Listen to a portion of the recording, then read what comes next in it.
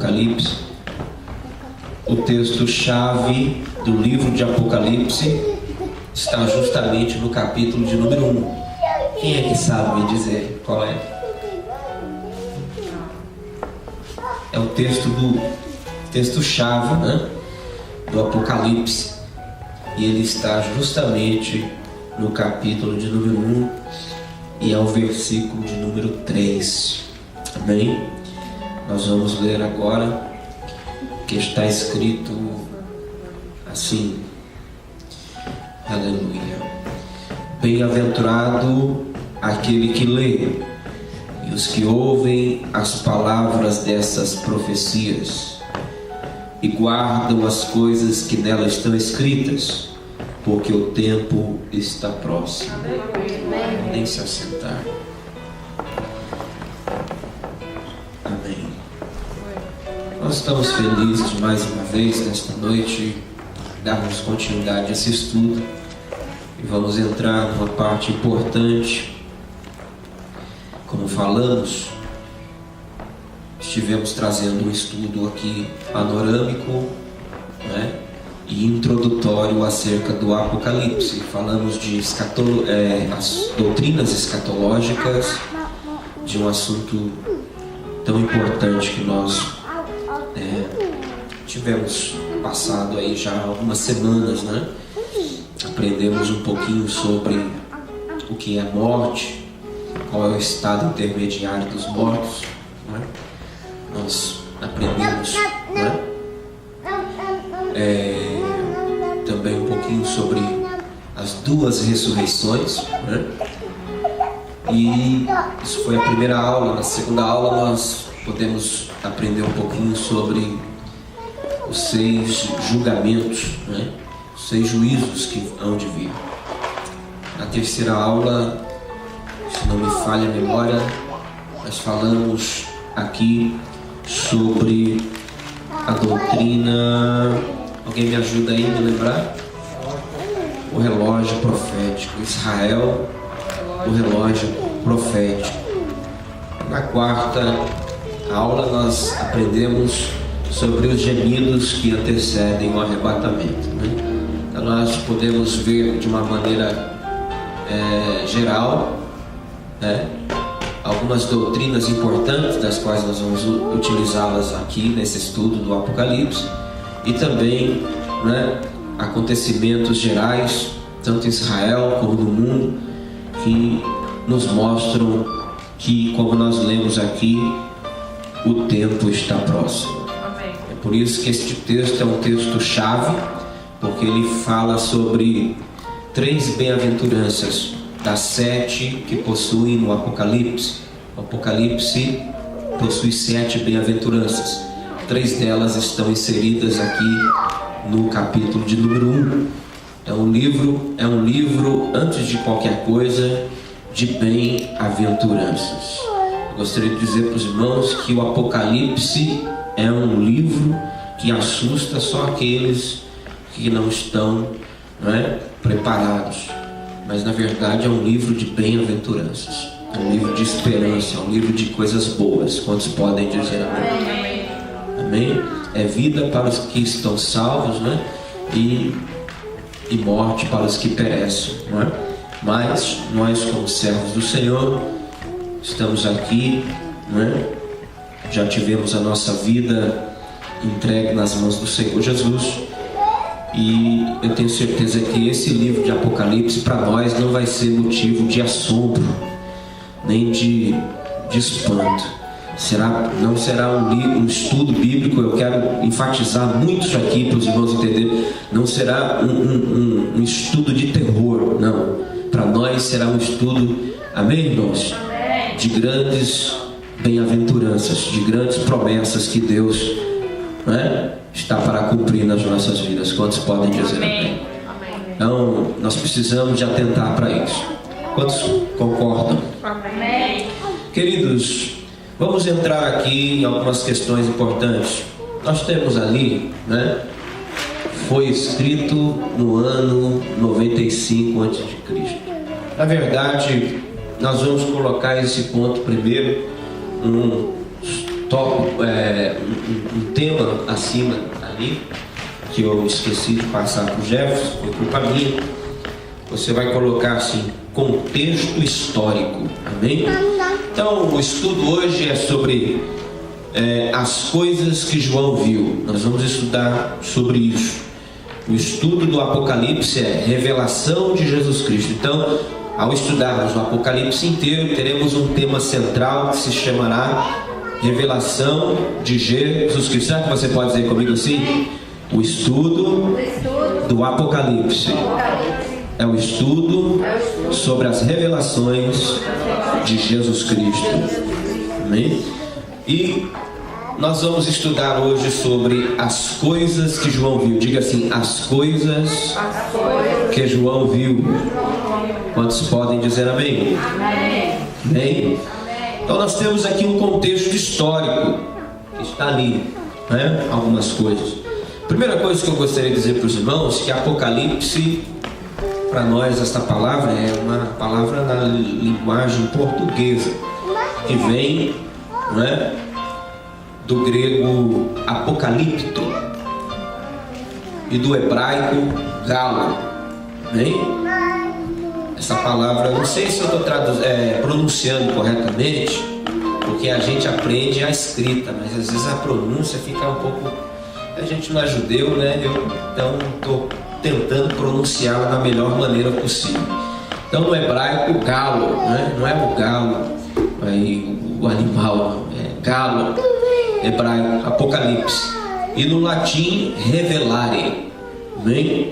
Então nós temos estas 4 formas diferentes. Apocalipse, né? No português, em inglês revelation, né? Que vem do latim, né? Revelare. E para nós apocalipse, que na verdade veio da língua grega, apocalipto. E no hebraico, né? Também nós temos galo com acento circunflexo no O, né? E tio no A. Eu não sei como é que fica aí a pronúncia. Galo, uma coisa assim. Amém? Então nós temos aí Apocalipse como sendo isso na linguagem literal. O autor do Apocalipse, conforme os pais da fé, e como ele mesmo diz, né? Como temos aqui Eusébio, temos Dionísio, temos Atanásio, pais da fé que viveram no século 2, 3, concordam em dizer que o autor é João. Na verdade, o próprio livro também nos afirma ser ele, João, o autor do livro do Apocalipse. Amém? João, o livro foi escrito por João. Quantos podem dizer amém? Esse livro foi escrito no ano 95 depois de Cristo. Amém? Entre o período do imperador Tito Flávio Domiciano. Esse imperador foi um imperador cruel, foi um dos piores imperadores que existiram naquela época. Ele iniciou uma perseguição do ano 90 ao 95 do seu reinado, do seu império. Ele governou durante o ano 81 ao ano 96, durante 15 anos. E nos 5 últimos anos, ele fez uma perseguição horrenda contra os cristãos. Então, Tito Flávio Domiciano, né, que era o último da dinastia flaviana, foi um imperador cruel. E ele matava mesmo os cristãos de maneira terrível, né? Ele perseguiu a igreja de maneira horrorosa, porque esse imperador, ele implantou, não é, o culto, não é, ao deus Júpiter, que era um deus antigo já, que os romanos adoravam, não é? Júpiter, não é? Também os gregos haviam adorado Júpiter. Ele, além de introduzir isso, ele fez, né, estátuas de todos os imperadores que vieram antes dele, né? E então determinou que houvesse adoração a todos os imperadores, cujos quais ele era um dos tais. E nessa questão de adoração a Júpiter e a adoração aos imperadores, João, o único apóstolo ainda vivo, amém, irmãos? Com cerca de 98 anos para 100 anos de idade, tendo ele uma promessa do próprio Jesus lá em João, no capítulo 21, quando Jesus disse que ele permaneceria, né? Ele não morreria de uma forma como Pedro, por exemplo, e como os outros apóstolos. Ele teria uma morte diferente, né? Então nós observamos isso, e a história nos revela, né? Os ditos estudos tradicionalistas e a história, né? Revelam-nos que João, ao ter então ouvido falar que o imperador Tito Flávio Domiciano havia determinado a adoração aos imperadores e ao deus Júpiter, então assim emitiu cartas para toda a igreja cristã, dizendo que adorassem somente a Jesus Cristo, Filho de Deus. Logo iniciou-se uma perseguição por toda a terra, por toda aquela região da Palestina ali. E então o imperador, culpando João de influenciar aos cristãos a não adorarem a esses deuses aí, Júpiter, e aos imperadores, então diz uma linha, né, tradicionalista, que o imperador então mandou lançá-lo em uma caldeira, um tacho fervendo de óleo, o que fazendo assim seus algozes, ao tirá-lo de lá, perceberam que nem sequer cheiro de queimado ele possuía. Diz a história que tiveram ele como um ser sobrenatural, uma divindade. Tiraram ele de lá e levaram ele para a ilha de Patmos, que fica a 55 quilômetros da costa da Turquia, antiga Ásia Menor na Bíblia, que faz parte de um arquipélago de 12 ilhas. Esta ilha, uma ilha na qual muitos dizem que havia muitas feras, muitos animais selvagens. Era um lugar separado onde o imperador romano, quando desejava punir alguém, ali então levava os seus prisioneiros para serem punidos ali. Amém? Então, esta linha diz isso. A segunda linha diz que João, na verdade, depois de ser lançado na caldeira de óleo fervente, os soldados o soltaram, e ele, na verdade, se refugiou voluntariamente na ilha de Patmos, de modo que nós preferimos ficar com a primeira, porque quando observamos Apocalipse capítulo 1, a gente observa que o texto diz que João fala assim: eu, João, também vosso companheiro, irmão, na aflição, no reino e na paciência de Cristo, eu estava na ilha de Patmos por causa da palavra de Deus e do testemunho de Jesus Cristo. Então dá a entender que João, na verdade, foi levado cativo para lá. Quantos estão entendendo? Isso é parte histórica, bem? É pano de fundo para que você possa contextualizar um pouquinho, aprender um pouquinho sobre o que é o Apocalipse, quando foi escrito, amém?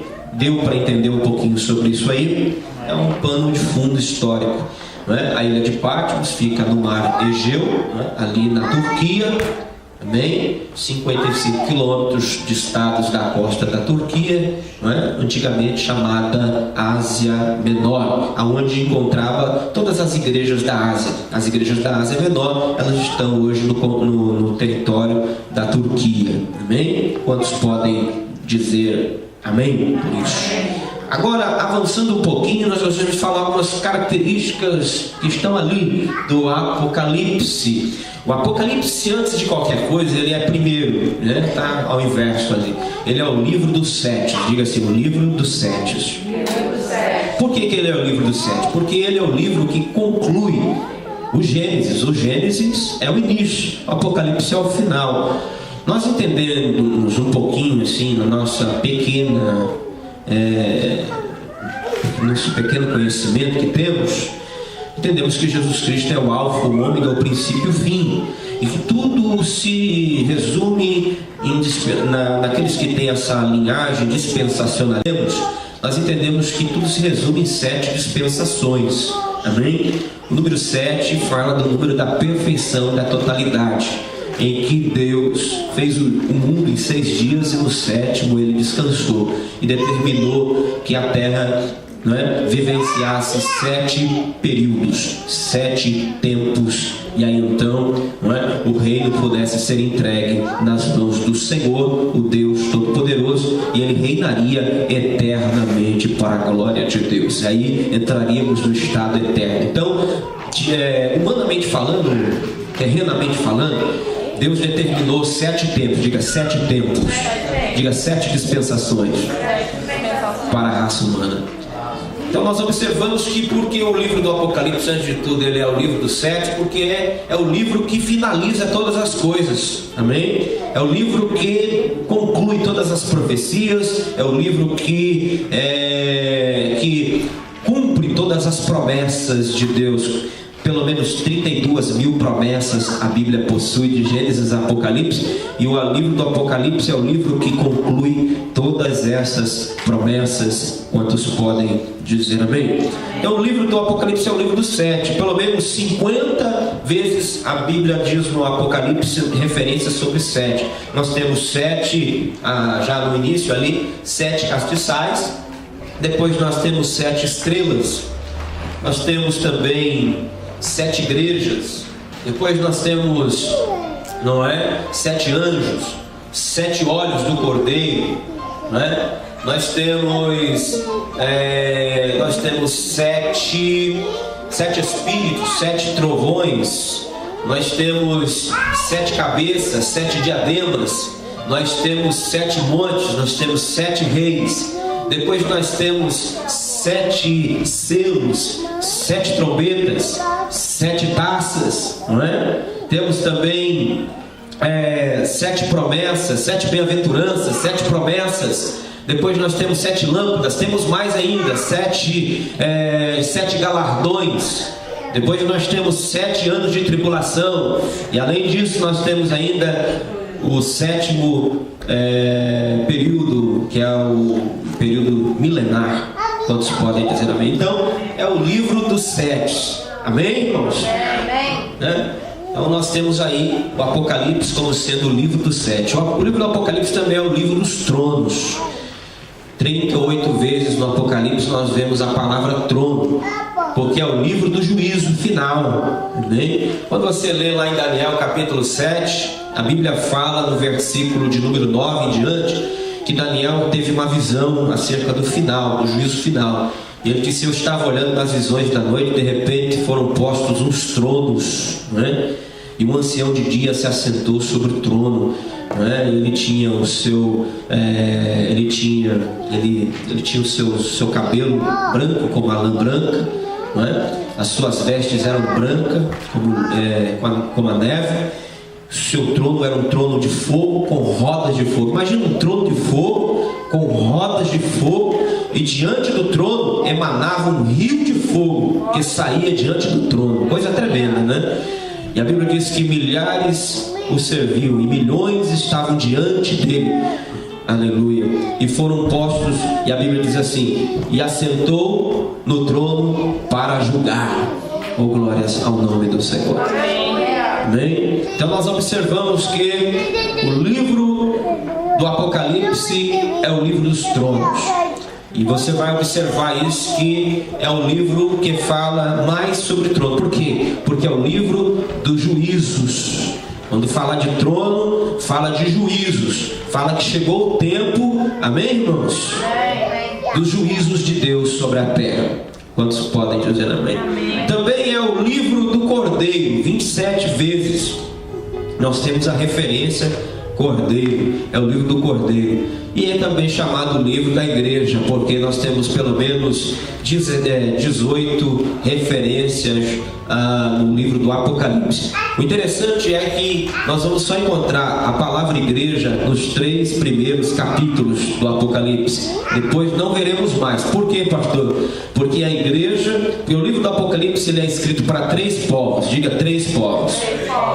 O Velho Testamento era escrito para 2, judeus e gentios. O Novo Testamento é para judeus, gentios e igreja. E logo também o Apocalipse é escrito para 3, judeus, gentios e igreja. Amém?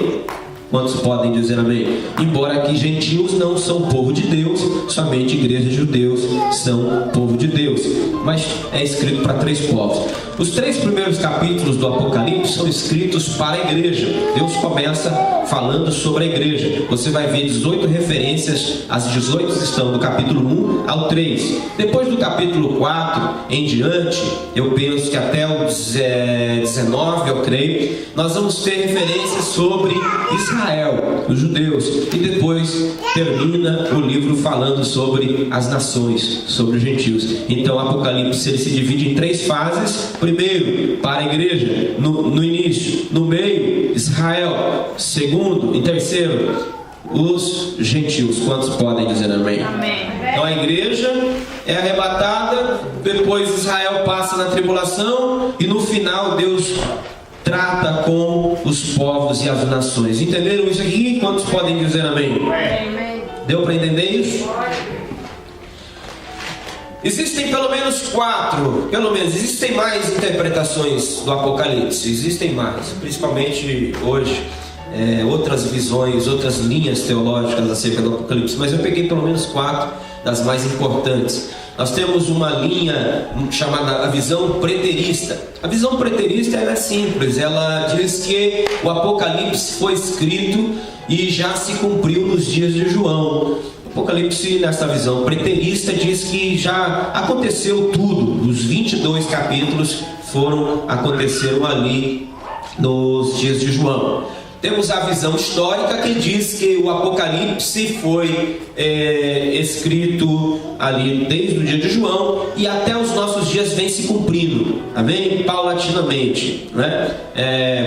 De lá para cá, ou seja, nós temos algumas linhas teológicas assim, igrejas, né?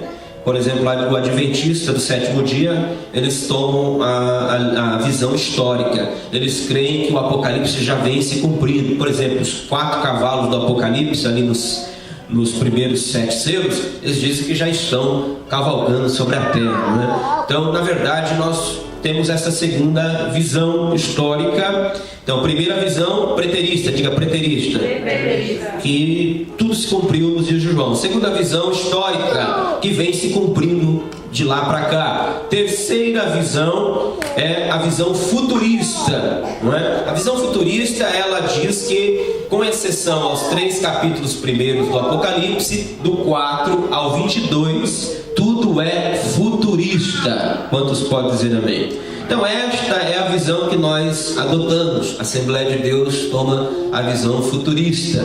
E nós vamos explicar o porquê. E temos depois a visão idealista, que também é chamada de visão simbólica. Esta visão idealista ou simbólica diz que tudo, na verdade, no Apocalipse é simbólico. Simplesmente fala de uma guerra entre o bem e o mal, a luz e as trevas, Deus e o diabo. Amém? Quantos estão entendendo? Pode dizer amém. Nós ficamos com a visão futurista. Por quê? Porque o Apocalipse, ele se divide em 3 fases. Diga comigo, 3 fases. Qual é o versículo que nós encontramos isso, pastor? Capítulo 1, verso 19. Jesus diz assim: escreve as coisas que tem visto. Diga, que tem visto.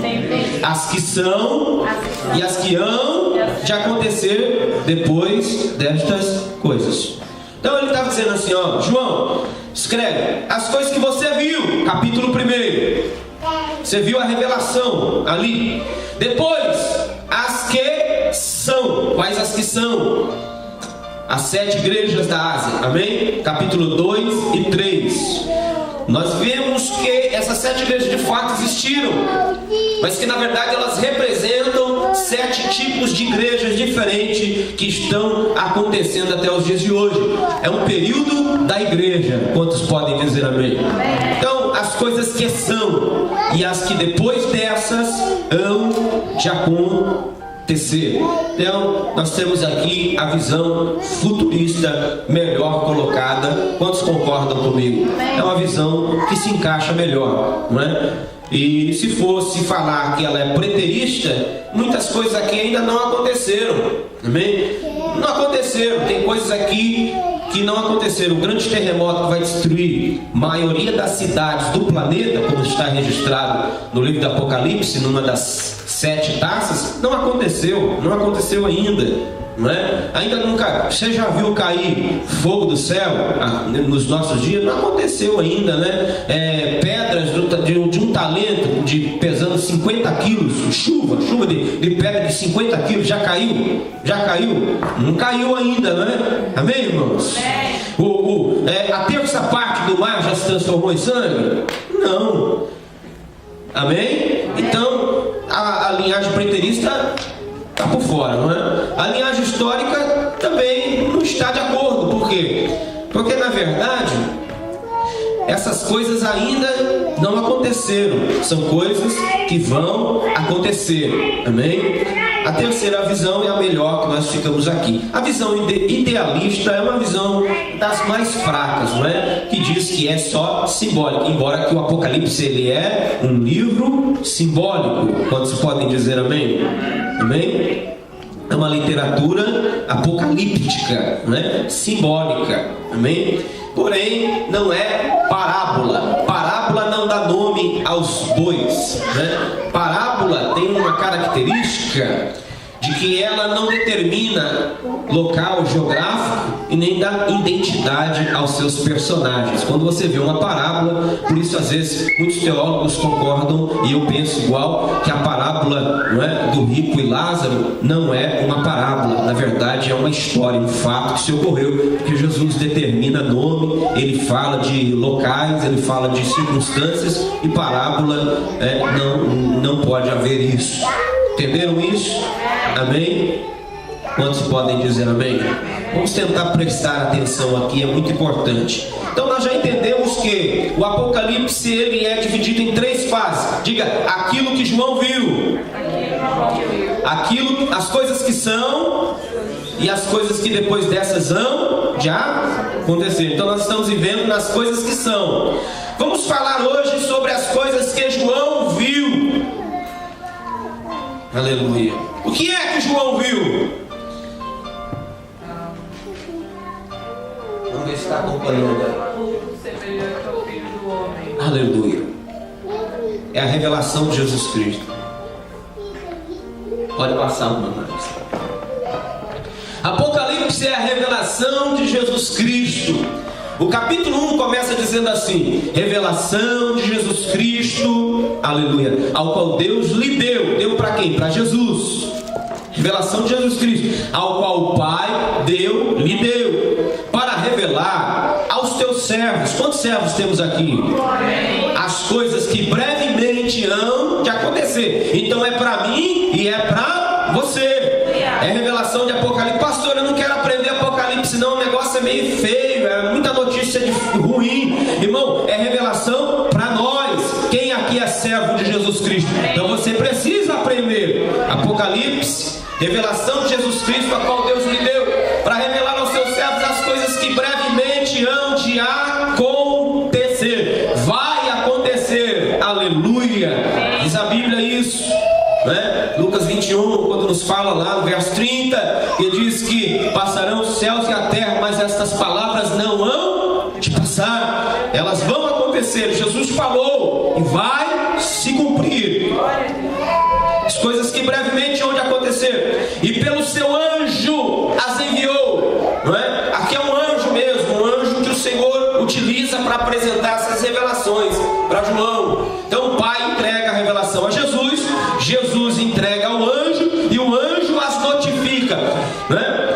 E as entregou ao seu anjo, que as notificou a João. o texto assim diz: revelação de Jesus Cristo, a qual Deus lhe deu, para revelar aos seus servos as coisas que brevemente hão de acontecer, e pelo seu anjo as enviou, aleluia, e as notificou a João, seu servo, o qual deu testemunho da palavra de Deus, testificou de Jesus Cristo e de tudo quanto tem visto. João viu. João foi testemunha da palavra de Deus. João testemunhou da palavra. Por quê? Porque Jesus Cristo é o Verbo encarnado. Ele foi testemunha da palavra. Não só da palavra de Jesus, porque Ele é a palavra, mas Ele testemunhou de Jesus Cristo. Ele viu pessoalmente o Verbo encarnado. Ele foi testemunha de Jesus Cristo. Mas não só disso, de tudo quanto Ele tem visto.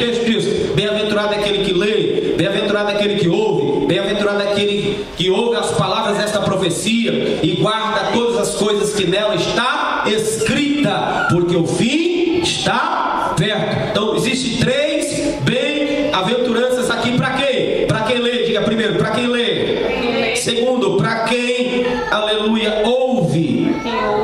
Ou seja, para quem dá ouvido às profecias deste livro. Terceiro, e quem guarda, aleluia, as palavras que nela estão escritas, porque o fim está próximo, aleluia.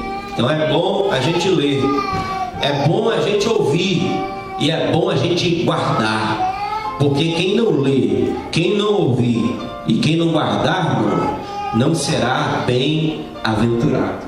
Quantos estão entendendo? Então a bem-aventurança é para quem lê, para quem ouve e para quem guarda.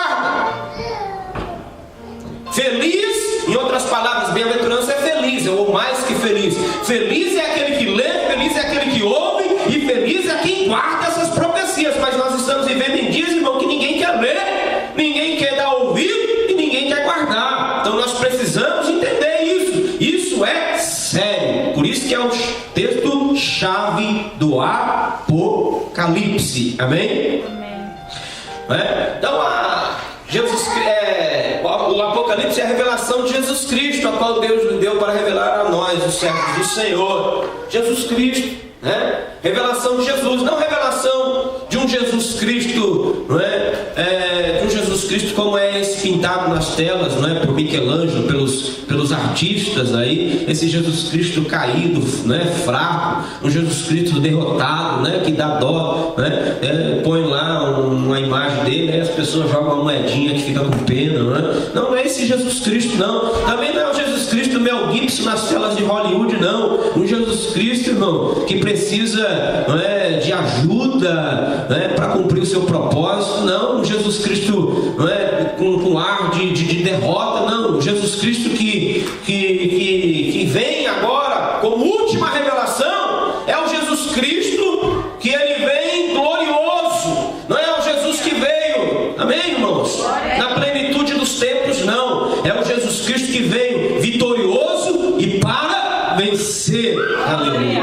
Não é o Jesus Cristo do Corcovado lá na Baía de Guanabara, que não pode fazer nada não pelos moradores do Rio de Janeiro, muito menos do Brasil, que tem cerca de 82 anos de existência, né, que foi feito lá, né, por um arquiteto francês no ano de 1931 e já passou por 4 reformas, né, no ano de 1980, 1990, 2006 e 2007, né, pelo menos 4 reformas, né? E o nosso Jesus Cristo, ele tem muito mais do que 82 anos. Nosso Jesus Cristo, ele é o Rei eterno, ele é o Pai da eternidade, aleluia.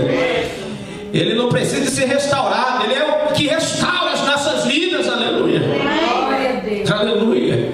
O nosso Jesus Cristo, ele é muito mais excelente. Quem pode glorificar o nome do Senhor? Esse Jesus Cristo do Corcovado hoje é uma das 7 maravilhas do mundo moderno. Foi feito isso recentemente. Mas o nosso Cristo, ele é a maior de todas as maravilhas. Quando ele aparece para o pai de Sansão, Manoá, ele diz assim, ele pergunta: qual é o teu nome? Ele diz: eis que eu sou o maravilhoso, aleluia. Porque pergunta pelo meu nome, que é maravilhoso, aleluia. Isaías já dizia isso: maravilhoso, conselheiro, Deus forte, Pai da eternidade e príncipe da paz. Quantos sentem a presença dele aqui? Ele sim é maravilhoso. Ele sim é o Senhor dos senhores, é o Rei dos reis. Aleluia. A revelação de Jesus Cristo, não é? Ela é colocada aqui no capítulo 1 de uma forma muito interessante. Mas vamos aqui um pouquinho, antes de falarmos desta revelação de Jesus Cristo ali no meio de 7 castiçais de ouro. O texto que nós citamos, então, falamos aí: bem-aventurado aquele que lê, bem-aventurado aquele que ouve as profecias deste livro e guarda todas as coisas que nelas estão escritas, porque o tempo está próximo. Aí então nós temos agora uma saudação da Trindade, não é? Ele diz assim: a João e as 7 igrejas que estão na Ásia, graça e paz. Por que graça e paz? Porque a igreja é constituída de judeus e gentios. Graça para gentios, cristãos, amém? E paz para judeus. Se saúda judeus com paz, se saúda os gentios com graça. Então graça e paz da parte de quem? Daquele que era, que é e que há de vir. Aqui não é Jesus, aqui é o Pai. Segundo, da parte dos 7 espíritos que estão diante do trono, Espírito Santo. Quantos aqui pode citar? Espírito do Senhor, Espírito de sabedoria, graça e paz da parte do Espírito, aleluia, de inteligência, do Espírito de conselho, do Espírito de fortaleza, do Espírito de conhecimento e do Espírito de temor do Senhor. Aleluia. Glórias ao nome do Senhor. Graça e paz da parte daquele que é, que era e que há de vir. Graça e paz da parte dos 7 espíritos que estão diante do trono. Graça e paz da parte, aleluia, de Jesus Cristo, a fiel testemunha, o primogênito dos mortos, o príncipe dos reis da terra. Aleluia. Então, a Trindade está dando uma saudação aqui para quem? Para João e para as 7 igrejas da Ásia. A Trindade está dando uma saudação para nós aqui nesta noite, dizendo assim: graça e paz à igreja. Quantos aqui recebem a graça e a paz da Trindade Santa? Amém, irmãos? Será que você pode glorificar a Deus?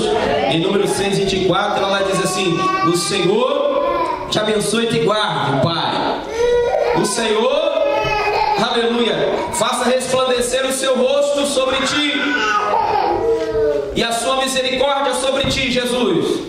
O Senhor, aleluia, levante o seu rosto sobre ti e te dê a paz. Aleluia, glória a Deus. A Trindade está saudando, está dando saudações, como dizendo assim: ei, está perto, aleluia, bem-aventurado aquele que entende, aleluia, que o tempo está perto. É o que Jesus disse lá em Lucas 21, quando ele diz assim: olha, haverá sinal do sol, na lua e nas estrelas, e na terra os homens ficarão perplexos com o bramido do mar e das ondas.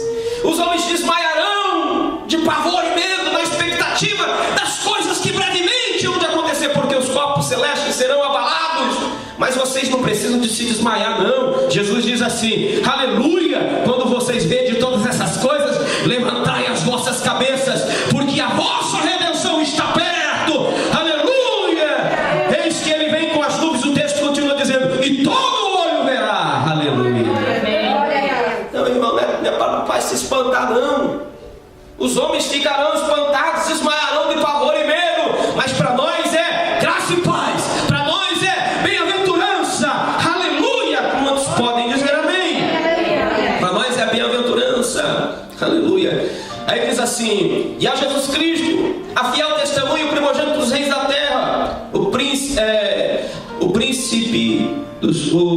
Jesus Cristo, a fiel testemunha, o primogênito dos mortos, o príncipe dos reis da terra. Aleluia. Aquele que nos amou e pelo seu sangue nos purificou de todos os nossos pecados. Aleluia. Quem está escrevendo aqui é aquele que nos amou. Quem está escrevendo aqui é aquele que nos purificou com o seu sangue de todos os nossos pecados. Aleluia. Aí o texto diz: a ele seja a glória. Não, aí o texto diz ainda mais: aquele, aleluia, que nos fez reis e sacerdote para Deus e o seu Pai. A ele seja a glória, aleluia, o domínio e o poder para sempre. Quantos podem dizer amém? Jesus Cristo que nos amou, Jesus Cristo que nos purificou dos pecados, Jesus Cristo, além de tudo, nos fez rei e sacerdote para Deus e o seu Pai. Está dizendo para você, ó, ele te amou. Ele está dizendo para nós aqui nesta noite, ó, ele nos perdoou os pecados, e mais do que isso, ele nos fez reis e sacerdotes sacerdotes para Deus e para seu Pai. Aleluia. Deus aqui é Ele mesmo e seu Pai, não é? Louvado seja o nome do Senhor. Aí o texto diz: eis que Ele vem com as nuvens, e todo olho verá, até mesmo aqueles que os transpassaram, e todas as nações e tribos da terra se lamentarão. Isto diz amém, aleluia. Ele diz: eu sou o alfa e o ômega, o princípio e o fim. Ele está dizendo, ó, acabou, amém. Eu sou o fim, eu sou o ômega agora, aleluia. Eu sou o alfa e o ômega, o princípio e o fim. Oh, quantos podem glorificar o nome do Senhor nesta noite, aleluia. Quantos estão dando ouvido à palavra do Senhor? Eu sou o alfa, o ômega, o princípio e o fim, aquele que era, que é e que há de vir, o Todo-Poderoso. Olha que tremenda esta palavra. Aí o texto diz assim, aleluia: e eu, João, que sou vosso irmão, João, nosso irmão, vosso companheiro, no quê? Na prosperidade, diga assim comigo, na aflição, no reino e na paciência de Cristo. Irmão, aleluia. João está falando assim para nós, irmão, aleluia. Nós temos que nos unir, igreja, temos que ser irmãos, temos que ser companheiros, aleluia, aleluia. Quando Jesus ele diz assim: aquele que vai meter a mão no prato comigo é o que vai me trair. A palavra ali no original quer dizer companheiro. Ele está dizendo assim: o meu companheiro é que vai me trair. Irmão, nós não precisamos de companheiro desse tipo não, aleluia, aleluia, que diz que está conosco, que na verdade está nos traindo. Não, a palavra ali é companheiro. Jesus está dizendo assim, ó, aquele que vai me trair é o meu companheiro, aquele, porque a palavra companheiro no original, aleluia, do grego quer dizer aquele que come pão junto. Companheiro é isso, é quem senta na mesa junto. Companheiro não é aquele que está do lado, que está fora. Companheiro é quem está na mesa junto, quem come pão junto, aleluia. João está falando assim, aleluia: eu, João, seu irmão, e sou companheiro de vocês, aleluia. Eu como pão com vocês, eu tenho comunhão com vocês, aleluia. Nós estamos vivendo a mesma comunhão, aleluia. Será que você pode glorificar o nome do Senhor na aflição? Irmão, nós temos que ser companheiro na hora da aflição, irmão. Estar junto, igreja precisa de estar junto na hora da aflição. No reino, aleluia. E o reino, irmão, abrange muitas coisas, tanto coisas maravilhosas, não é? Aleluia, de Deus no porvir, como as coisas boas do reino aqui. O reino de Deus é maravilhoso. O reino de Deus só tem coisa boa. Diga assim: o reino de Deus só tem coisa maravilhosa. O reino de Deus é a coisa mais preciosa que existe.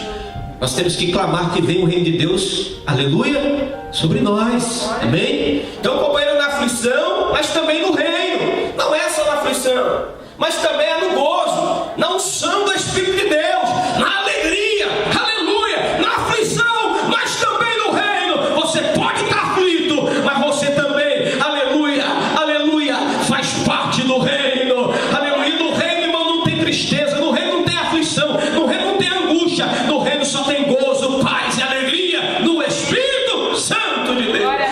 Romanos 14:17. O reino de Deus não é comida nem bebida, mas é gozo, paz, justiça e alegria no Espírito Santo. Será que você pode glorificar a Deus aí? Irmão, aleluia, nós estamos sendo irmãos, companheiros na aflição, sim, é verdade, mas nós também somos companheiros no reino. Quando você entra por essa porta, dá a mão para o teu irmão, aleluia, no meio da maior aflição da sua vida, e você sente o gozo, a paz e a alegria do Espírito Santo de Deus. Você pode adorar e glorificar o nome do Senhor, porque no reino de Deus, aleluia, não tem aflição.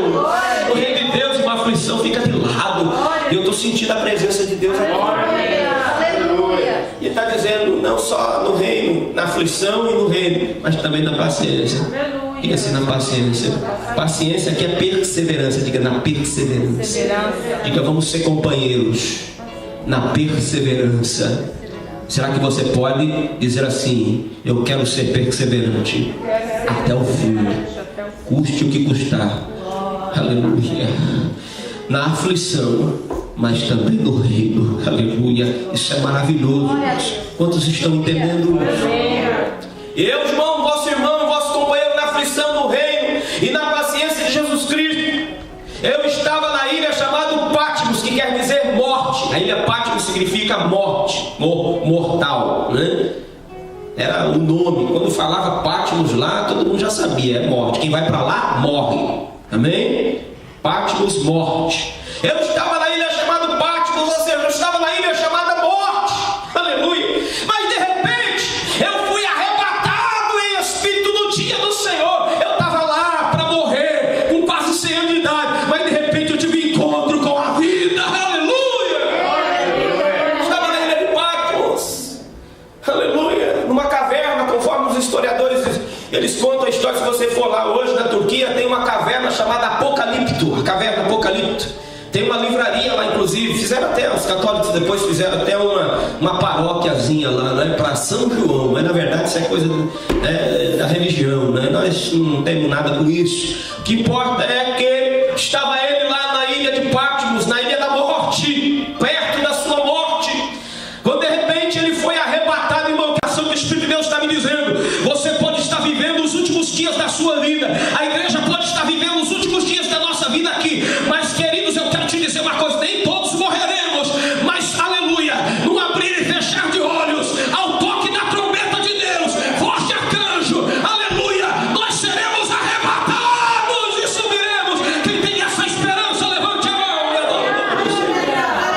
O irmão estava na ilha chamada Patmos, na ilha da morte, mas de repente no dia do Senhor, e o dia do Senhor vai vir, irmão. No dia do Senhor, é o dia do Senhor. Quem está esperando o dia do Senhor aqui? O dia do Senhor vai chegar, e aí, como João, nós seremos arrebatados em espírito. Aleluia, estou sentindo revelações surgindo aqui, coisa que eu não pensei que vinha, está vindo agora. Amém, irmão? Você vai glorificando e adorando o nome do Senhor. Não fica olhando para o relógio, não. Não olha para o relógio, não. Pelo amor de Deus, senão você desvia. Aleluia. É só um capítulo. Aleluia. Aleluia. Eu estava na ilha de Patmos, ilha da morte, mas de repente um dia do Senhor, era dia do Senhor. Irmão, quem fica na ilha de Patmos, na ilha da morte, mas está no dia do Senhor, aleluia, e é igreja graciada, é igreja bem-aventurada, aleluia, não tem do que temer, não tem do que temer, porque ele será arrebatado. E de repente eu ouvi por detrás de mim uma voz, aleluia, como voz de trombeta, dizendo assim: João, o que vê, escreve e envia às 7 igrejas da Ásia, a igreja, aleluia, de Éfeso, Esmirna, Pérgamo, Tiatira, Sardes, Filadélfia e Laodiceia. E quando eu me virei para ver quem era aquele que falava comigo, eu vi 7 castiçais de ouro, aleluia, e no meio dos 7 castiçais um semelhante ao filho do homem. Diga: filho do homem. Filho do homem. Aleluia. Filho do homem. Filho do homem é uma expressão que existe pelo menos na Bíblia 93 vezes no Antigo Testamento, 79 vezes no Velho e 22 vezes no Apocalipse. O que quer dizer filho do homem? Filho do homem é uma profecia de Daniel. Existe só um texto, né, que é profético ao Messias. Filho do homem é uma profecia de Daniel no capítulo 7, no verso de número 13 e 14, referindo-se ao Messias como filho do homem. Porém, existe 93 vezes só no livro de Ezequiel, 93 vezes Deus referindo-se a Ezequiel como sendo filho do homem. Quantos estão entendendo? Pode ser amém. É uma profecia que refere-se ao Filho de Deus, que era, aleluia, eterno, mas também era filho do homem, humano. Quantos estão entendendo? Que aquele que viria, o Messias, ele não era simplesmente filho do eterno, mas ele também era filho da carne. Entenderam isso? Amém. E Daniel, capítulo 7, verso 13 e 14, ele disse assim: eu continuei olhando a visão da noite, e eu vi como um filho do homem descendo sobre as nuvens, aleluia, e ele se dirigiu ao ancião de dias, que é o Pai, aleluia, e o introduziram até ele, aleluia, e foi-lhe dado o reino, a honra, aleluia, e o domínio para sempre, e ele reinará eternamente. Quantos podem dizer? Filho do homem é o Messias que há de vir. Então ele está dizendo assim, ó, eu sou o Filho do Homem, João. Quem é que você está vendo, João? Você não está vendo o Cristo que veio. O Cristo que veio só na sua... deixou os céus, não é? E veio e encarnou. Não, ele é mais do que isso. Ele já ressuscitou. E ele agora, ele é o Deus soberano. Aleluia, aquele que vem glorioso para salvar. Quantos podem dizer amém? Amém. Então, Filho do Homem quer dizer o Messias. Diga, o Messias encarnado, mas glorificado. Diga, Filho do Homem é o Messias encarnado, mas glorificado. É um mistério isso. É um mistério. Aleluia. Ele está dizendo assim, João, a revelação que você vai ter agora é a revelação do Messias que Israel tanto espera. Só que Israel espera um Messias, não é? Israel espera um Messias que na verdade é simplesmente filho do homem. Porque Israel não entende que o filho do homem é o filho de Deus. Israel entende que o Messias é alguém que vai nascer como outros profetas que nasceram. Quantos estão entendendo? Amém. E que virá para salvá-los. Mas que Deus só existe um. Israel não tem essa linha teológica que nós temos da Trindade, não é? Amém, irmãos? Amém. Israel pensa que Deus é um só. De fato é. Só que ele é um em três. Esse é o mistério, né? Diga, ele é um em três. Ele disse, façamos o homem. Eles não entendem isso. A nossa imagem, conforme a nossa semelhança. E um dia ele disse assim, desçamos lá em Babel e vamos destruir tudo. Desçamos lá. Quantos podem dizer amém? Amém, glória a Deus. Aleluia. Será que você pode glorificar o nome de Deus? Então ele é o Filho do Homem. Está dizendo, João, eu sou o Filho do Homem, eu sou o Messias, eu vou voltar, aleluia. Israel está me esperando, mas eu vou voltar, aleluia. João, eu sou o Filho do Homem, eu sou o Messias encarnado, mas glorificado. Quantos podem dizer amém? Em segundo lugar, vestes brancas, né? Eu vi um como o Filho do Homem, não é? E a Bíblia diz que ele tinha vestes compridas até os pés. Vestes brancas, compridas até os pés. Isso fala da sua santidade. Diga, o Cristo que nós precisamos de conhecer é um Cristo santo. Diga, o Cristo santo é aquele que é santo. Diga, santo. Diga 3 vezes santo. Deus, diga, Deus é santo. Santo e santo. Diga mais uma vez, santo, santo, santo. Aleluia. O Cristo que nós precisamos de conhecer é um Deus santo, irmãos. Jeová Mikdinsky, que quer dizer o Deus santo. Ele é santo. Ele está dizendo assim, olha, o Apocalipse vai começar e o Deus santo vai começar a se revelar, aleluia, para julgar todos os pecadores. Aleluia. Em terceiro lugar, ele diz assim, e eu vi que ele estava cingido até a altura do peito com um cinto de ouro. Diga, um cinto de ouro. Diga, justiça e verdade. Cinto de ouro fala de justiça e verdade. E a Bíblia diz em Apocalipse 19, eu vi um cavalo branco que estava sentado sobre ele, aleluia, chama-se fiel e verdadeiro, e ele julga e peleja com justiça. Aleluia. Efésios 6, versículo 14, tendo cingido os vossos lombos com a verdade. Aleluia. Precisamos, irmãos, entender isso. Jesus Cristo, ele vem, irmãos, nesse último tempo para julgar e pelejar com justiça e com verdade. Quantos podem dizer amém? Justiça e verdade. Depois, tem o cabelo branco como a lã branca, sabedoria. Está dizendo, ele é a sabedoria. Em Provérbios 8, a Bíblia diz assim, no verso 22, aleluia, o Senhor, o Deus Todo-Poderoso, me possuiu antes de formar todas as coisas mais antigas, aleluia. Ele me possuiu desde a eternidade e me ungiu a sabedoria. Ele é a sabedoria. Ele não contém a sabedoria, ele é a própria sabedoria. É por isso que Jesus fala lá nos evangelhos, ele diz assim, olha, a rainha de Sabá veio nos convida da terra para ouvir a sabedoria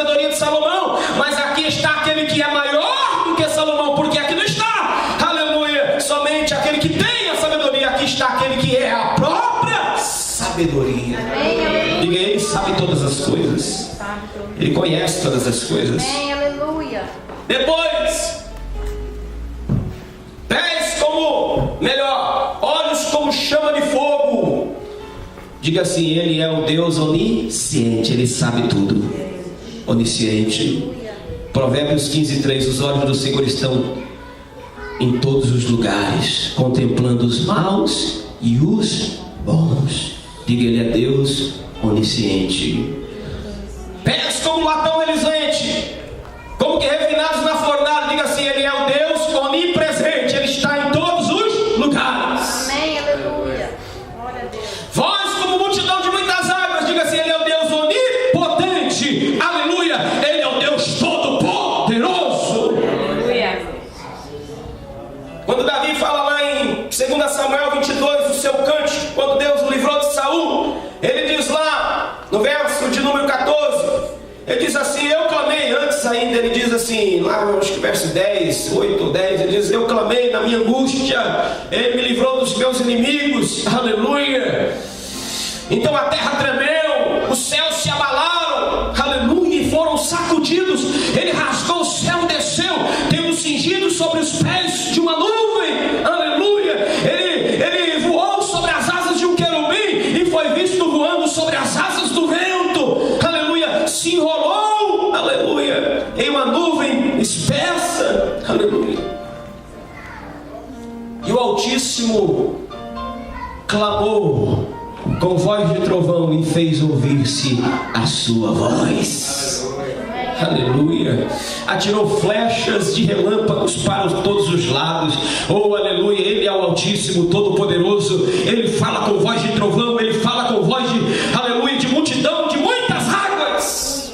Ele é o único, irmãos, que quando ele fala, ele troveja. O Salmo diz assim: troveja sobre as águas. A voz do Senhor quebra os cedros. A voz do Senhor troveja. A voz do Senhor é poderosa. Aleluia. Deus fala e a voz dele é poderosa. Quando ele fala, aleluia, o céu se abala. Quando ele fala, como o cântico de Davi diz, a terra treme, o céu se abala. Quando ele fala, aleluia, troveja sobre, aleluia, as águas, os cedros do Líbano, aleluia. Porque ele é poderoso, ele é o Deus onipotente. Aleluia. Ele fala com voz de trovão, ele fala com voz de multidões de águas. Aleluia. Será que você pode glorificar o nome do Senhor? Glória a Deus. 7 estrelas na mão direita. Diga assim: Ele é o sumo pastor e tem autoridade. Diga: autoridade. Diga: Ele é autoridade. Diga: a autoridade da igreja está nas suas mãos. Rosto brilhando como o sol, como no resplendor do meio-dia.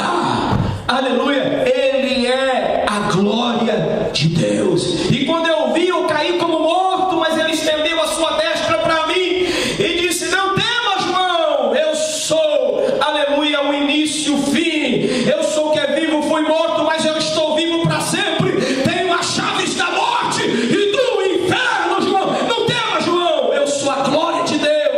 Aleluia. Aleluia, não temas.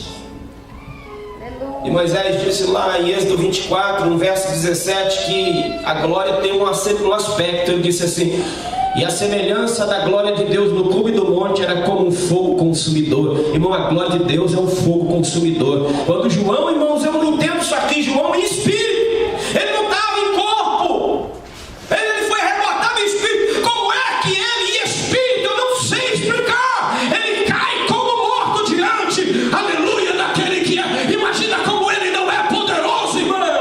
Glória a Deus. Se João em espírito caiu como morto, irmão, imagina nós.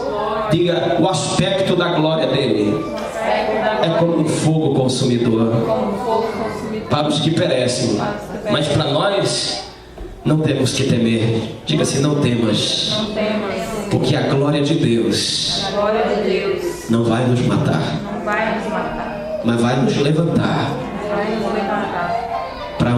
para uma nova vida na presença do Senhor.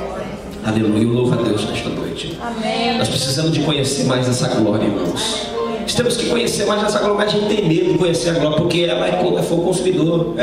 A gente pega um pouquinho aqui, pega um pouquinho ali, e a gente fica com medo de se aproximar. Não é verdade? Não é assim, não é assim. Mas o que Moisés disse para o povo quando o monte tremeu e a glória desceu? Isso no capítulo 20, do verso 20 de Êxodo. Ele disse: não temais, Israel, porque o Senhor desceu hoje para vos provar, a fim de que haja temor em vós e não pequeis mais. Aleluia! A glória de Deus desce para trazer temor nos nossos corações. Deus precisa derramar mais a sua glória no nosso meio, porque nós precisamos de temer a Deus, irmãos. Precisa de haver temor. E às vezes a gente vai em tantas igrejas por aí, irmão, e não tem mais temor, porque está faltando a glória de Deus. Quando a glória de Deus desce, não tem temor. Diga, tem temor. Diga, o temor promove santidade. Diga, temor produz santidade. Quantos podem dizer amém? Aleluia. Será que você pode glorificar a Deus? Glória a Deus. Aí diz assim: o que vê, João, escreve as coisas que você viu, as que são e as que depois dessa hão de acontecer. E o mistério das 7 estrelas e dos 7 candelabros. As 7 estrelas são 7 anjos da igreja. E os 7 castiçais são as 7 igrejas. Quantos podem dizer amém? E essa parte vai ficar para a próxima aula. Quantos podem dizer amém? Amém, irmãos? Mas nós temos algumas coisas interessantes aqui ainda. Eu quero falar para os irmãos que Jesus, irmãos, ele é semelhante ao Pai. Diga, a forma corpórea de Jesus é semelhante ao Pai. Um dia, Filipe perguntou assim: esse Pai, mostra-nos o Pai. Jesus, mostra-nos o Pai e basta. João 14, né? O verso de número 9, ele chega assim, mostra-nos o Pai e basta. Jesus diz assim: Filipe, quem vê a mim vê o Pai. Há tanto tempo tenho estado convosco. Quem vê a mim vê o Pai. E João, capítulo 14, verso 9 diz isso.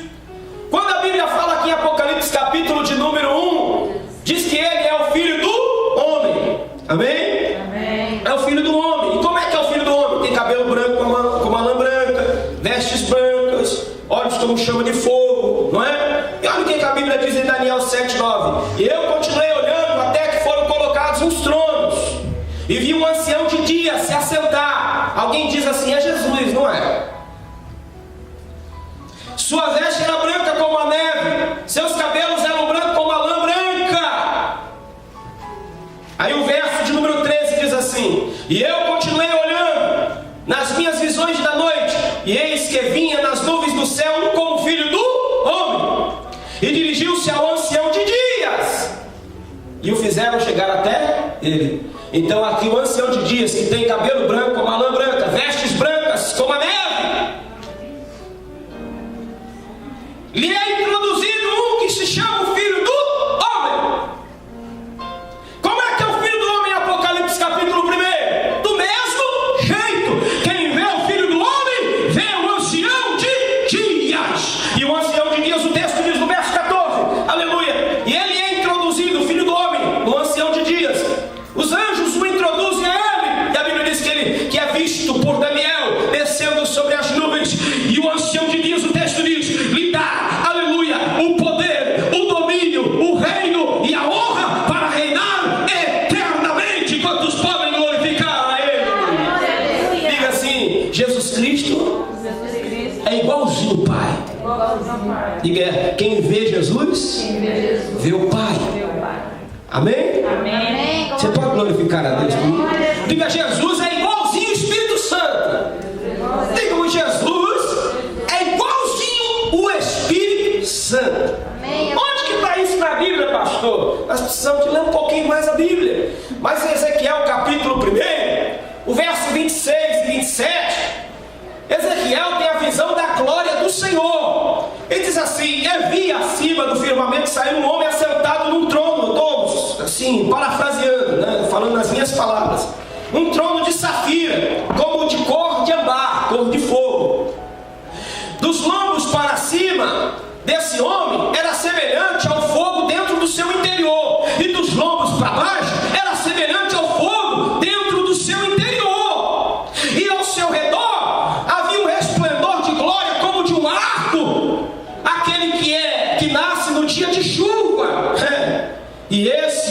diz? É o aspecto da glória do Senhor, o texto diz. O texto diz, e esse é o aspecto da glória do Senhor. Diga, como é que era o aspecto da glória do Senhor? Como é que era esse homem que estava assentado no trono? Como é que era esse homem que tinha, aleluia, o seu corpo de cima dos lombos para cima, dentro dele fogo, de baixo para baixo, fogo.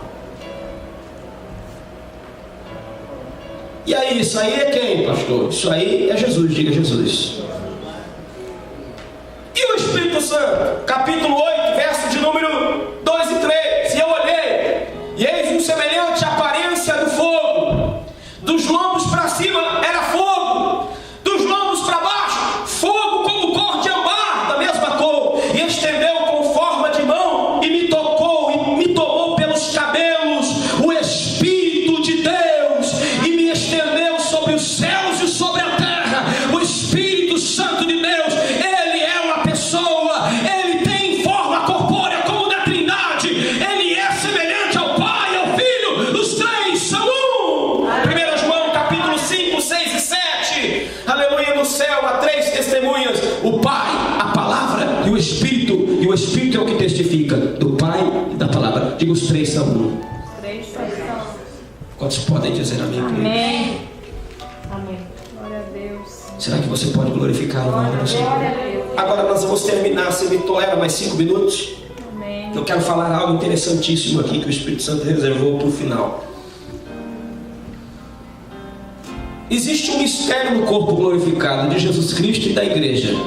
Quantos podem dizer amém? Amém. Amém.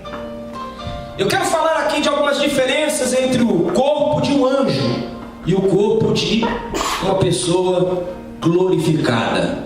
Pastor, tem isso também?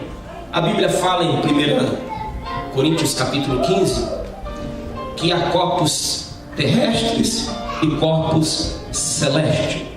Um é a glória da lua, outro é a glória da estrela. Quantos vocês estão entendendo? Existem corpos terrestres e corpos celestes. Mas os anjos são espíritos.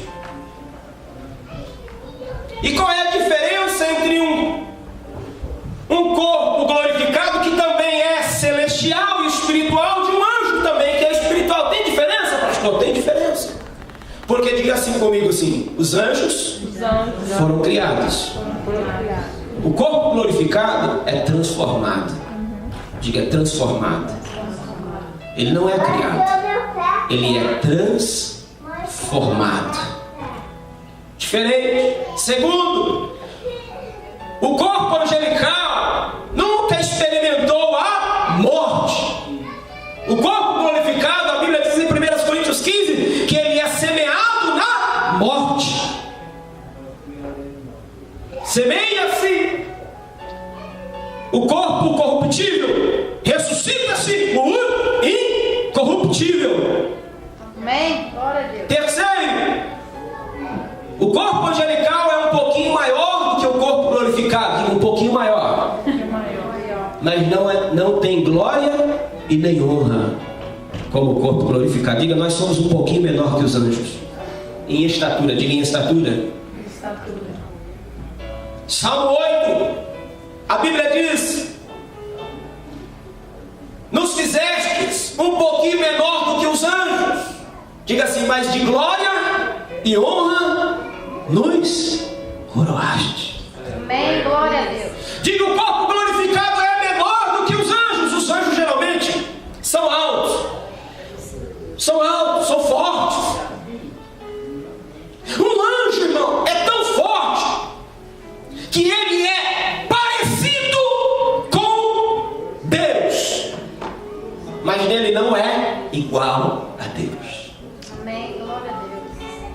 O anjo Gabriel, no capítulo de número 10 de Daniel, a Bíblia diz que ele tem uma veste de linho fino, ele tem um cinturão de ouro, de ufaz, seu corpo é como turquesa, seu rosto não brilha como o sol, mas resplandece como relâmpago. Aí, parecido, diferente, relâmpago e brilho do sol no meio-dia, uma diferença muito grande, sim ou não? Mas diga, parecido. Diga, o corpo angelical O corpo angelical. Além de ser maior, ele é parecido com o corpo de Deus. Diga, mas o corpo glorificado não é parecido. Ele é idêntico, semelhante a Deus. Será que você pode glorificar a Deus? O de Jesus nem se fala. Nós já mostramos aqui que ele é o próprio Deus, igualzinho o Pai. Diga, igualzinho o Pai, igualzinho ao Espírito. Mas e nós, pastor, como é que vai ser o nosso corpo? Vai ser como o dos anjos, parecido, ou vai ser semelhante? Diga assim, semelhante. Será que você pode glorificar o Deus que você serve nesta noite? Onde que está isso, pastor? 1 Coríntios 15, 49. E assim como temos a imagem do homem terreno, Adão, aleluia, também traremos naquele dia a imagem exata do homem celestial, que é Jesus Cristo. Aleluia! Aleluia! Diga, nós somos a imagem e semelhança de Deus. É por isso que Satanás fica com ódio. É por isso que Satanás fica com raiva, porque ele parece com Deus, mas nós somos a imagem e semelhança de Deus. Quem é a imagem e semelhança de Deus aqui? Levanta a mão e glorifica o nome do Senhor. É verdade que o pecado tirou um pouquinho do brilho. Nós somos uma prata, diga, uma prata enferrujada. Diga, uma prata enferrujada. Mas a Bíblia diz em Malaquias 3 que ele vai purificar como, aleluia, como ourives. Ele vai assentar, Malaquias 3 diz que ele vai assentar como ourives, que purifica a prata no fogo. Ele vai purificar o seu povo no fogo. Aleluia, a prata corrompida, ela vai brilhar, vai brilhar, vai brilhar. Aleluia, novamente. Nós somos prata, mas estamos corrompidos pelo pecado. Aleluia, Por que prata? Porque prata reflete a imagem exata de Deus. Diga, ela reflete a imagem de Deus. Aleluia. Diz a história, rapidinho contando aqui. Se o Jorge estivesse aqui, ele podia explicar melhor, mas ele sabe, eu já falei com ele. O ourives, irmão, quando ele vai purificar a prata, ele põe ela no fogo, e ele segura ela com um instrumento lá e põe no fogo, e vai derretendo diante dos seus olhos. Toda a impureza vai passando, toda a impureza vai caindo no fogo, né? E quando ele tira e a prata fica, não é, ao ponto de ele conseguir ver a sua imagem nela, quando ele fica assim, tipo um espelho, né? Consegue já ver a imagem dele, ele diz assim, está pronta. Aleluia. Eu quero dizer para vocês, irmãos, que nós somos a imagem e semelhança de Deus. E o ourives, irmãos, ele está nos purificando o fogo. É por isso que você está passando na prova. É por isso que a aflição está aí. Mas, irmão, você tem que adorar a Deus, porque não é só na aflição que nós estamos passando, não. Nós também fazemos parte do reino de Deus. Deixe o fogo purificar, deixe o fogo queimar, está arrancando a impureza, e você será purificado ao ponto de Deus dizer, você é a minha imagem e a minha semelhança. Quando é que a gente é a imagem e semelhança de Deus, pastor? Quando o mundo consegue ver Deus em nós. E não, o mundo não vê Deus em nós porque nós somos uma prata corrompida. A gente não consegue refletir a corrupção do pecado, mas Jesus está fazendo uma obra na nossa vida. Quantos aqui querem refletir a imagem de Deus? Então, os anjos foram criados, o corpo glorificado é transformado. Os anjos não conheceram a morte. O corpo glorificado foi sepultado na morte. Os anjos são maiores em tamanho, mas o corpo glorificado é coroado em honra e glória. Aleluia! Os anjos são parecidos com Deus, mas aleluia, aqueles que forem glorificados serão semelhantes a Deus. Aleluia! É por isso que Zacarias capítulo 12, o verso de número 8 diz que naqueles dias em que o Messias descer para purificar Israel, aleluia, os moradores de Jerusalém, o texto diz assim, os moradores de Jerusalém, aleluia, o mais fraco será como Davi, aleluia, e a casa de Davi serão como deuses e anjos do Senhor. Diga, como deuses. Como deuses. Aleluia. Aleluia. O que quer dizer Deus? Não vão ser Deus, diga assim, não, são como, diga como. Diga assim: nós não somos deuses, mas nós seremos como deuses, em semelhança. Diga, em semelhança. Porque o texto diz assim: porque o Senhor derramará o Espírito da graça sobre Israel, e eles então serão como deuses e anjos do Senhor. O mais fraco será como Davi. Irmão, que coisa tremenda. Agora imagina a igreja gloriosa, a igreja santa, a igreja que vai ser arrebatada. Eu quero dizer para você que nós seremos a imagem e semelhança de Deus, como foi no início. Jesus está voltando, igreja. Bem-aventurado aquele que crê. Fique de pé. Eu quero terminar dizendo aqui que quando Jesus Cristo subiu, irmão, diga assim: os anjos do céu, os guardiões das portas do céu, das moradas eternas, estranharam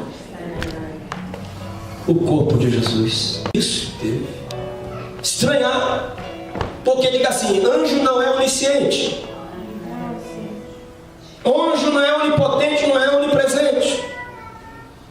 O céu, irmão, o terceiro céu, ele é ladeado por portões e por muralhas. Por quê? Porque nas regiões celestiais, abaixo, estão os principados e potestades. Quantos estão entendendo? Os demônios. Satanás se transfigura em anjo de luz. Sim ou não? Então, a Bíblia fala que os anjos que estão nas portas eternas, quando Jesus foi subindo lá no Salmo 24, ali no verso 7, os anjos que estavam com Jesus, que disseram para Pedro, Tiago, João, os discípulos: o que vocês estão olhando, varões galileus?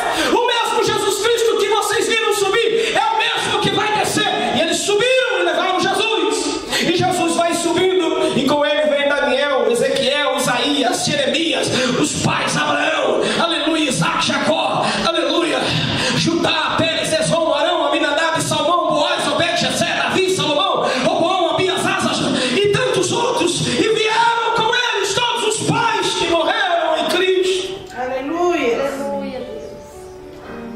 Jorão, Uzias, Jotão, Acais, Ezequias, Manassés, Amon, Josias, Jeconias, Salatiel, Zorobabel, Abiúde, Eliaquim, Azor, Sadoc, Eliúde, Eliezer, Matã, Jacó, José, todos eles vieram e estão lá diante dos portais. E a Bíblia diz que os anjos clamaram e os santos dizendo: levantai, ó portas, as vossas cabeças. Vocês anjos que estão dentro do reino dos céus, levantem suas cabeças, levantai, aleluia, as vossas cabeças, levantai-vos, ó entradas eternas, para que entre o Rei da Glória. E aí eles clamam lá de dentro, dizendo assim: quem é este o Rei da Glória? Eles dizem assim, aleluia: o Senhor, diga o Senhor, poderoso, forte na batalha. Diga o Senhor, poderoso, forte na batalha. Ele é o Rei da Glória. Eles não entenderam, não conheceram. Aí eles disseram de novo: levantai, ó portas, as vossas cabeças, levantai, ó entradas eternas. Para quê? Para que entre o Rei da Glória. Eles perguntam de novo: quem é este o Rei da Glória? Porque poderia ser Satanás transfigurado em anjo de luz, poderia ser sei lá o quê. E eles dizem assim, aleluia: o Senhor, diga assim: o Senhor, Jeová de Sabaote, diga o Senhor dos exércitos, Ele é o Rei da Glória. Os portões se abriram, porque o Senhor dos exércitos eles conheciam e entraram, aleluia. Corpo estranho, diferente. Jesus subiu com marcas nas mãos e nos pés. Pastor, você prova isso na Bíblia, Zacarias capítulo 14. Ele vai descer no aparecimento glorioso, e os judeus vão perguntar: que feridas são estas nas mãos? Ele vai dizer nos pés: essas são as feridas que foi ferido na casa dos meus amigos. Eles vão chorar, prantear como se planteia por um primogênito. Aleluia, glória a Deus. A única marca do pecado no céu, irmão, são as marcas dos cravos, aleluia, nas mãos e nos pés. Eu gostaria que você levantasse a sua mão assim para o céu, fechasse os teus olhos e dissesse assim: eu preciso conhecer mais a este Jesus. Diga: eu preciso conhecer mais Ele. Eu preciso ler mais sobre Ele. Eu preciso ouvir mais as suas palavras proféticas. Eu preciso guardar mais essas palavras proféticas, a fim de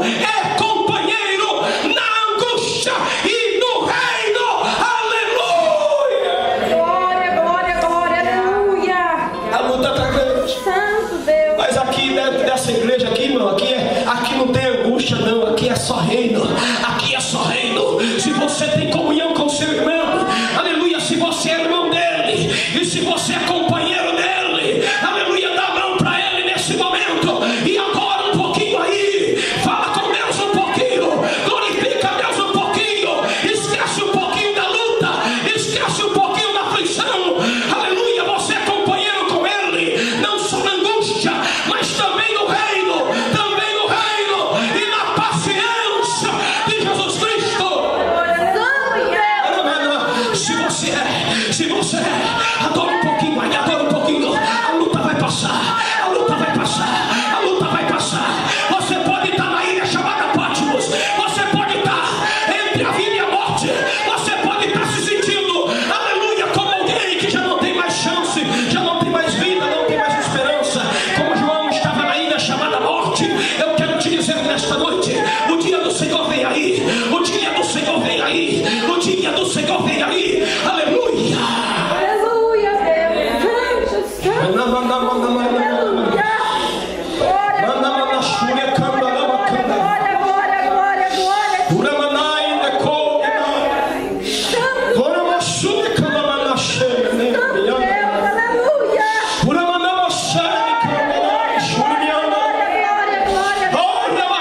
Deixa a glória de Deus derramar aí, aleluia, aleluia. Vocês que estão aí, irmão, adorem o nome do Senhor. Obreiros que estão lá atrás também, adora a Deus.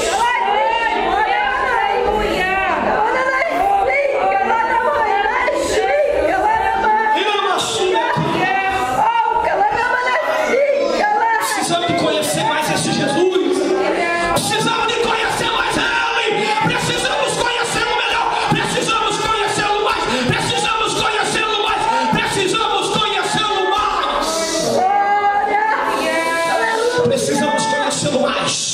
precisamos conhecê-lo mais, precisamos conhecê-lo mais. Não temos.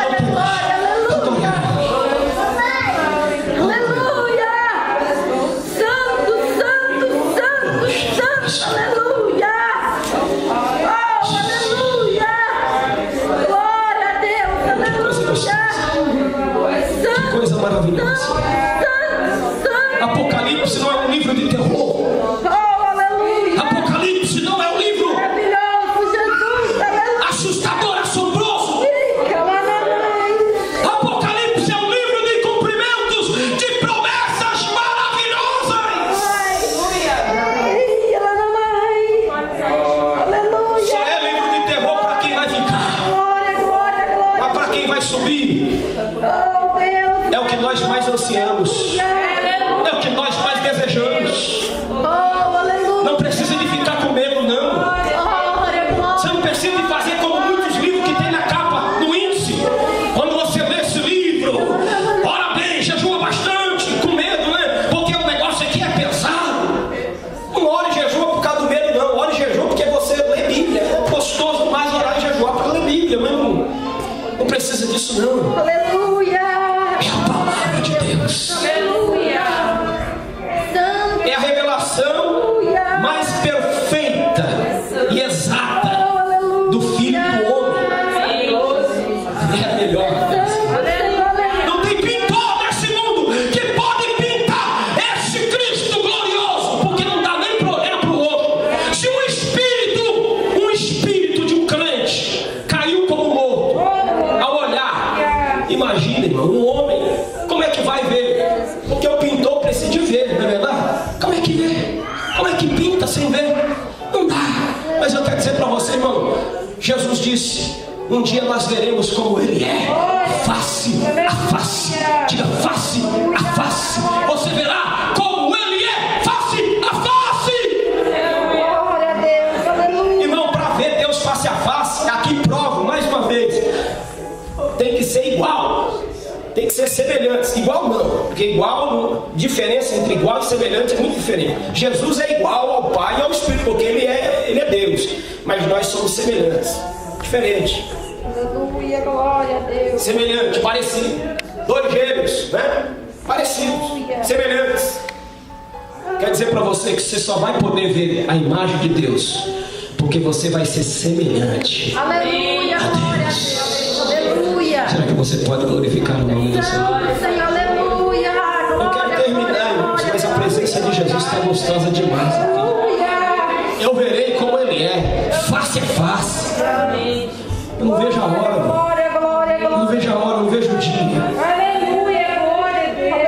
Quantos podem dizer amém? Glória a Deus. Diga amém. Amém. Diga assim, que pena que acabou. Diga, volte sexta-feira para aprender um pouquinho mais. Diga pro teu irmão, volte sexta-feira. O negócio, o manto está descendo aqui, né? Aleluia. Ó, eu quero falar uma coisa aqui. Irmão Eduardo, irmão Alex, chamam eles aqui para dentro.